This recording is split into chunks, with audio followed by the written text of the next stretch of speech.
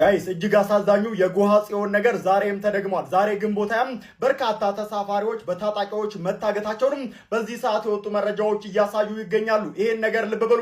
በዚህ ቦታ ላይ በዚህ ሳምንት በዚህ ወራት ብቻ በርካታ ዜጎቻችንን አተንበታል። እንደዚሁም ደግሞ በርካቶችም በሽፍቶች በታጣቂዎች ታግተዋል። የሹፌሮች አንደበት ታዲያ በተደጋጋሚ በዚህ ጉዳይ ላይ መረጃዎችን እያጋራ ሲሆንም ዛሬም ባጋራው መረጃ ታዲያ በዛሬው ጥቃት ወደ 12 ሰዎች ህይወታቸውን እንዳጡ የገለጸ ሲሆንም እንደዚሁም ደግሞ የታጠቁ ኃይሎች መኪናው ላይም ተኩስ መክፈታቸው ተገልጿል። ከዚህ ባለፈም ደግሞ 30 የሚሆኑትን መከላከያ በአቅራቢያው ስለነበር በተኩስ ልውውጥም ማስጣል ቢችልም ሌሎች ተሳፋሪዎች ታፍነው ተወስደዋል ሲል ነው የገለጸው። ጋይስ እጅግ አሳዛኙ የጎሃ ጽዮን ነገር ዛሬም ተደግሟል። ዛሬ ግንቦት ሃያም በርካታ ተሳፋሪዎች በታጣቂዎች መታገታቸውንም በዚህ ሰዓት የወጡ መረጃዎች እያሳዩ ይገኛሉ። ይሄን ነገር ልብ በሉ።